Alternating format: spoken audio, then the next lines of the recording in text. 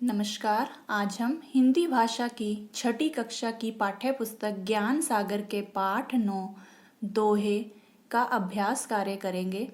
इस पाठ की व्याख्या हम पिछली वीडियो में कर चुके हैं। यदि किसी बच्चे ने नहीं देखी है तो पहले वह उस वीडियो को प्लेलिस्ट में जाकर चेक कर सकते हैं ताकि आपको यह अभ्यास कार्य करने में कोई भी परेशानी ना हो। तो देखते हैं पहला प्रश्न जो पाठ में से है। रहीम ने कैसे व्यक्ति को मरे व्यक्ति के समान बताया है? तो उत्तर देखते हैं इसका।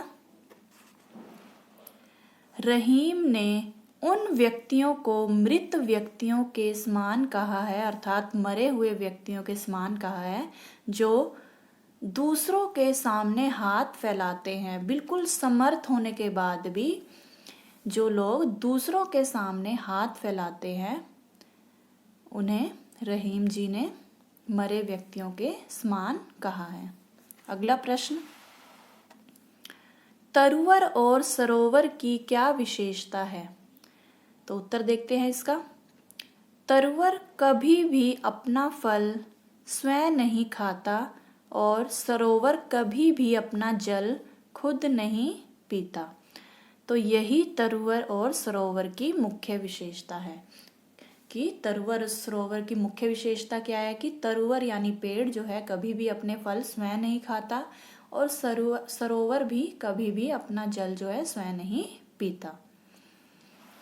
अगला प्रश्न, सज्जन व्यक्ति किसके लिए धन संचय करते हैं? तो इसका उत्तर है सज्जन व्यक्ति जरूरतमंदों की मदद करने के लिए धन का संचय करते हैं।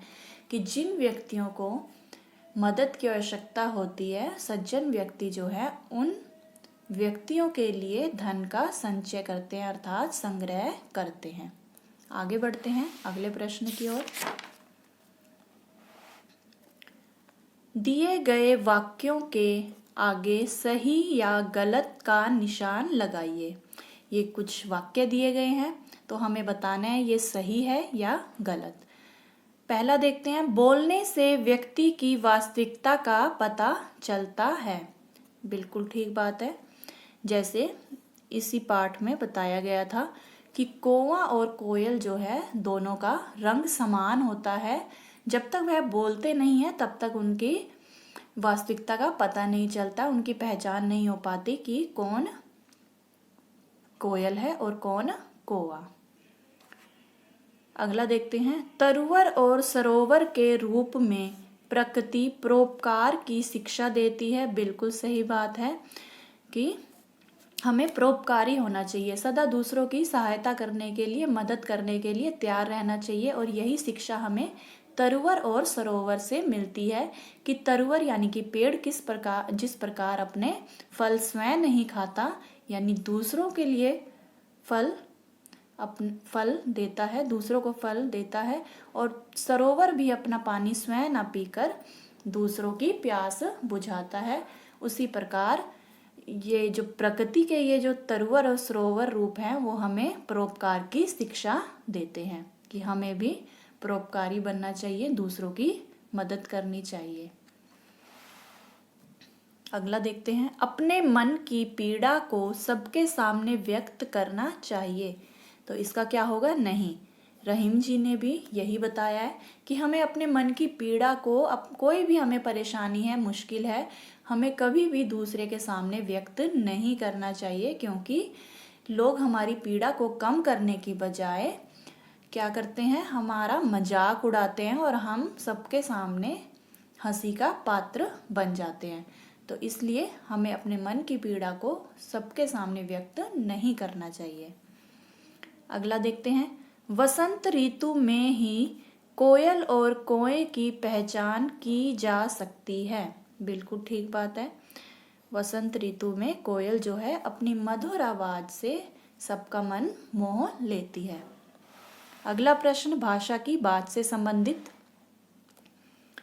समान लय वाले शब्द लिखिए। ये जो शब्द दिए गए हैं हमें इसके समान लय वाले यहाँ पर शब्द लिखने हैं। जैसे कि इसका आगे का ये अक्षर हम बदल देंगे, बाकी जो लय है वो एक सी रहेगी। जैसे रीत का हम कई बना सकते हैं, जैसे रीत, गीत, जीत, मीत, तो हम यहाँ पर जीत लिख देते हैं। पान, पान का भी बहुत से बन सकते हैं, खान, मान, जान, दान, तो यहाँ पर हम दान की समान लय, एक ही लय में, दोनों का जो लय है वो समान होना चाहिए, बोलने का ढंग, बोलने का लय। खात, खात का हम बना सकते हैं जात, पात और जैसे कि बात। नर का, नर का भी जैसे डर, दर, कर और घर, तो ये थे इसके समान लय वाले शब्द। आगे बढ़ते हैं अगले प्रश्न की ओर। नीचे स्तंभ क में शब्द दिए गए हैं और स्तंभ ख में शब्दों के अर्थ दिए गए हैं।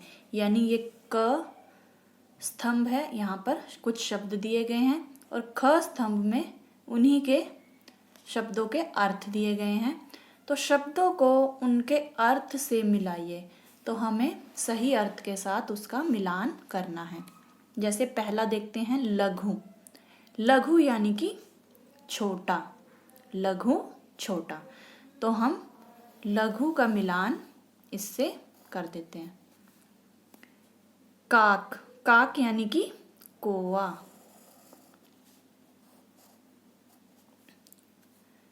पिक यानी कोयल। सुजान, सज्जन, निज, अपना,